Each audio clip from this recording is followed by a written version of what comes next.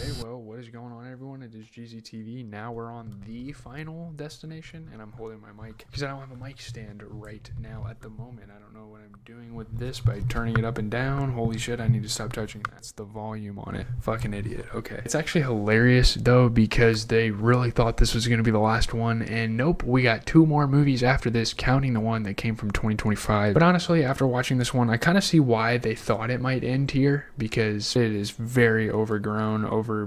It's easily the weakest movie so far in the franchise. Final Destination 4 technically. Now that doesn't mean it's completely unwatchable, because at the end of the day it's still Final Destination. It still sticks somewhat true to the franchise. It still has that charm. It still has that concept that always keeps you engaged. But man, this movie feels like a weird step backwards after 3 actually pretty solid movies to start it off. At the same time though, I will give it this. These movies are like time capsules. They definitely take you back to a certain era. And this one especially reminds you of the early 3D movie era. That was kind of the whole craze at the time. Put your movie on 3D, people were wearing the glasses, like the Dolby stuff. Back when everything was trying to be bigger, louder, more ridiculous, just pure spectacle, and let you have a time at the theater just so people could throw on those glasses, you know? And I miss that time, even if the movies themselves weren't great for that time. Obviously, like Marvel did it. I can't remember other 3D movies I watched growing up. I do remember a lot of Marvel, but there were definitely examples. I think I watched the Minions in 3D, maybe. One of the Despicable Me movies, but let's get into it. I mean, getting into the premise, I could go over this section with you guys, but then I'd sound like a broken record. I mean, this is the same song and dance, the same Final Destination we have been following for the last 3 movies. Now, obviously, I've only done one of the reviews recently because the other 2 I actually watched already, but you already know what it is. I don't even know if I should spend that much time on this. The main character is named Nick. He is played by, I can't remember his name, but he does look like James Franco, which I thought was an interesting kind of observation because the Spider-Man Raimi trilogy featured James Franco as a prominent character, and these movies came out around the same time. So the main character has a premonition of a massive disaster, this time at a NASCAR-style racetrack. Cars crash, debris flies into the stands, people get absolutely obliterated in the most over-the-top, stupid shit I have ever seen. He panics, saves a group of people, and now death is coming back to clean up the survivors one by one. Nothing new here, it's just a different setting. It's basically the same game with a different skin, I guess, is what the Final Destination films have really amounted to in the first 4 entries. So starting with the good, I guess I could start with talking what I actually liked, because I think there are things here. Not a lot, but there are things. Still to this day, I think the Final Destination concept, the idea that you have a premonition and then like there's a bunch of foreshadowing of how the next victim dies and you almost have to do detective work as to how that happens, I think that still works. Now obviously there's not a whole lot of intricacies. You don't have the photo thing that we saw from the 3rd one. That review is out, by the way, but I don't care how many times they repeat it. I think that is the charm of the franchise. I think that's what makes this so awesome. There's something so fun about watching these movies and trying to figure out how is this person about to die, because they kind of give you hints, like with the flash forward kind of visions he has. Every little object matters, every loose screw, every puddle, every random chain reaction. It builds tension. It still does what these movies are supposed to do and what they set out to do. It turns the audiences into detectives, and even in a weaker entry like this, that part still works. And I also really liked Nick as the main character. He is one of the better main characters in the franchise. Honestly, he might be one of the more unique protagonists, because instead of just reacting to death, he actively tries to save people in the moment. He's almost like a superhero in this movie. He kind of is a superhero, and if they would have made a superhero out of this and like a comic book film, that would have been pretty fucking cool. He's kind of out here moving like Spider-Man, you know, running around, getting in the cars and all that shit, especially when he's on his own at the end after George, rest in peace, unfortunately dies. George is another character I really like from this film. You know, he's not just warning people like, hey, don't do that. He's actually like intervening, and that's not something that a lot of the main protagonists, the premonition people, I should call them, do in this franchise. And I really like that the public even recognizes him as a hero, which is something we haven't really seen before. That was definitely a nice change of pace. There are also a few kills that, at least in concept, are solid. There are still some kills that can go here. Now obviously the gore and the effects we can get into in a second, that is a completely different beast. But getting into like the car wash scene, I know she didn't die, but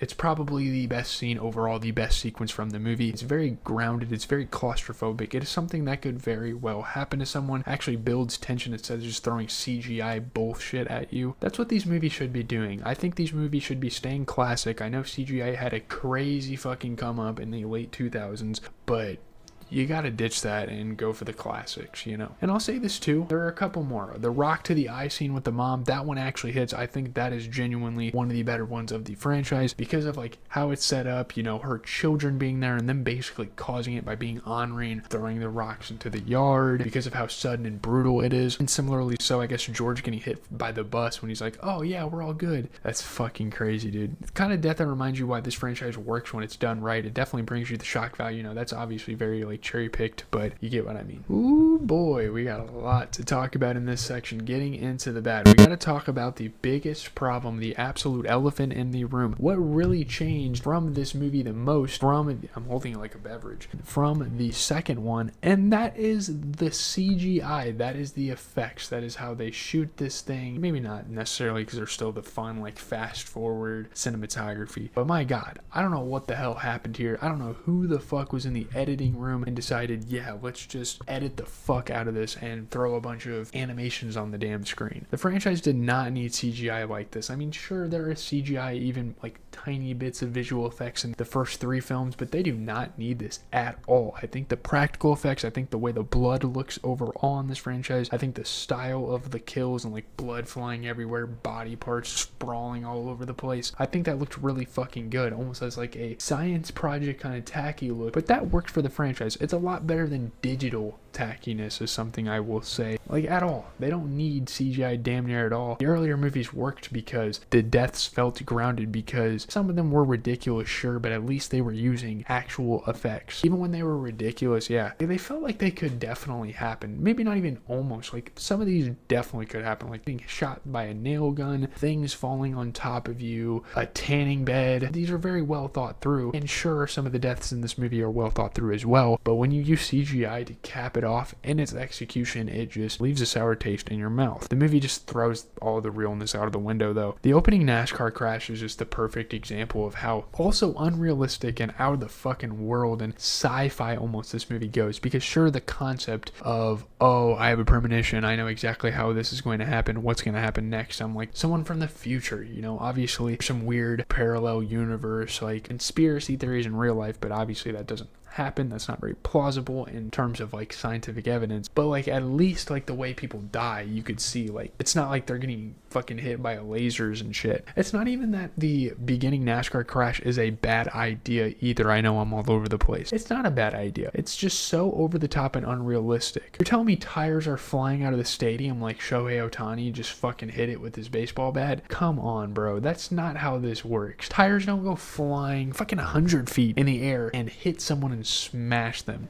No. And cars aren't flying through the fucking fence. Like, if you actually have followed NASCAR over the years, I don't even think they've had any fan casualties. Maybe someone had a medical emergency. That's probably the only recorded, like, actual casualties they've had at a race. You could look that up and quote me, I guess, and I could put it in the video, but, like, I don't think people die in NASCAR races from crashes. Even Dale Earnhardt, who fucking flew into the wall, didn't kill anyone. And then the gore, yeah, it just looks bad. Again, the effects. There are moments where the practical effects are actually solid. Like, you have blood still oozing out of people's mouth, you still have like actual like puncture wounds still look pretty good and stuff like that, but then they mix it with awful CGI and it completely ruins the illusion. And I think the 2 worst examples absolutely of the visual effects, let's start with the mechanic, the way he died. I mean, the way he died is fine, but he goes flying into this fence and his body gets sliced into perfect like fence diamond shapes. And I mean, it looks kind of funny because like it's peeking out and his coworkers are coming out like, holy fuck. But like, that is not how physics works at all. It looks absolutely ridiculous. And again, I know this movie is campy and it has its cringe factor and its corniness at times, and that's kind of the charm of it through all these years of films, but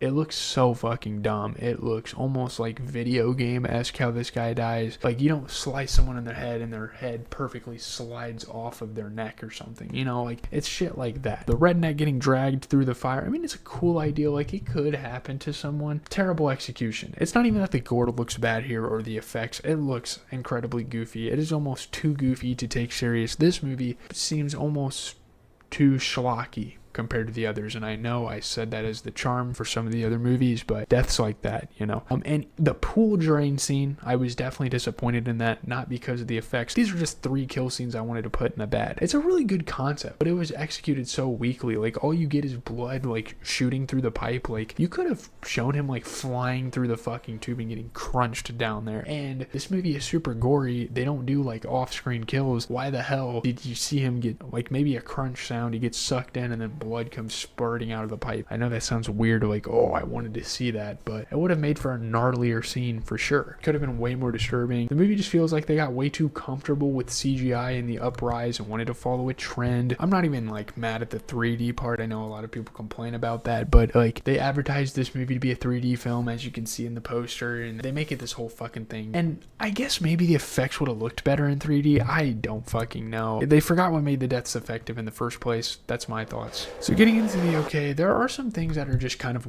just whatever, kind of in the middle. I think the characters are overall pretty hit or miss just from the grand scheme of things. I think Nick is a great character. Of course, we talked about him. But then you've got Hunt, who is like the boyfriend. I don't even know. Like, he's a slut. He's one of the most annoying characters in the franchise. And I understand, like, characters have always been somewhat of annoying and cliche and stereotypical in this franchise, but this just takes it to a whole nother level. Like, it takes the jock that was the black dude from the Final Destination 3 like 10 levels higher. He's like cheating on his girl, which that pisses me off more than anything when a jock is shown in a movie just having sex with like 20 different girls. That's so dumb. Ignoring everything going on, that whole stupid ass trope of like, oh, you're crazy, oh, whatever, acting like nothing matters. Even the girlfriend, even though she had some redeeming, fun, intense scenes towards the end of the movie, being like, oh, you know, I don't like when you talk about this, it makes me worry. Yeah, bitch, you should be fucking worried. But Hunt's whole personality is just being an insufferable character. I don't really know. Getting into the racist redneck guy, I'm mixed on him. I don't absolutely hate him. He's pretty over the top. He is definitely forcing that NASCAR fan stereotype, but honestly, I get it. It is a stereotype. The movie's kind of playing fun on that. It's almost like a skit type of thing. And if you've ever been around certain crowds, you know people like that exist, namely in a more redneck, namely at a fucking campground. Sorry, Grandpa, I know you're a big NASCAR fan. I like NASCAR too when I watch it with him, you know, but like when you get around crowds like that, there are people that act like this and they get on Facebook.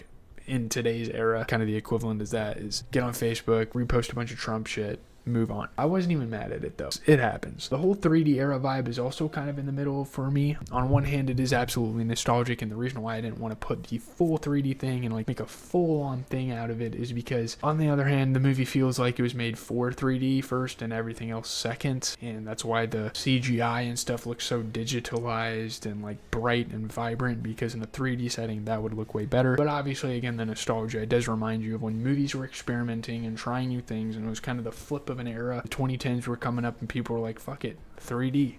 We made this technology. Like they were sitting in the editing room with drunk goggles or fucking something. They had something on when they were editing this because they weren't normal. Getting into the review, so at the end of the day, the Final Destination, mind you, is still watchable because the concept is just that good. Final Destination is Final Destination. You're always going to be engaged. You're always going to be looking for clues. You're always going to be waiting for the next crazy setup. But this is easily, and I mean easily, the worst one so far. It's not even close. It relies way too much on bad CGI. The deaths lose their realism. The opening is the weakest premonition yet, and the movie just feels sloppy overall. At the same time, though, there's still a weird charm to it. I still could go back and maybe watch it, even though I'm not going to give this a very positive rating. It's nice and short to the point at only like 82 minutes, which is absolutely insane for a movie to be that short, by the way. You might as well make a like YouTube fucking short film out of it. It doesn't overstay its welcome, so I do appreciate that, and it still gives you some fun moments and still has the natural trajectory that a Final Destination film should have. And I know I missed some stuff, but let me know in the comments. We can continue the discussion down there. It gives you fun moments, still feels like a product of its time. It's just frustrating because you can see how much better it could have been if they just stuck to what worked with the practical effects. Way below Final Destination 3, still has some entertainment value, still has that nostalgic early 2000s 3D era charm, but overall, this movie is an absolute mess. I'm giving it a 5.5 out of 10. Maybe maybe even some of the story decisions they went with were a little different, and I was mixed on maybe. I didn't even discuss that. I kind of had it in my notes, but I forgot to mention it. But with that being said, I gotta go to bed, guys. Leave a like, comment, subscribe, do whatever. It has been your boy GZTV. Go check out the social medias. We have Final Destination 5, because again, this wasn't the last one, and then we have the one that dropped from 2025, which is really what we're making these videos for. So be on the lookout for that. Obviously March Madness is coming up, so I won't be able to make as many videos down the stretch, but we'll still be here.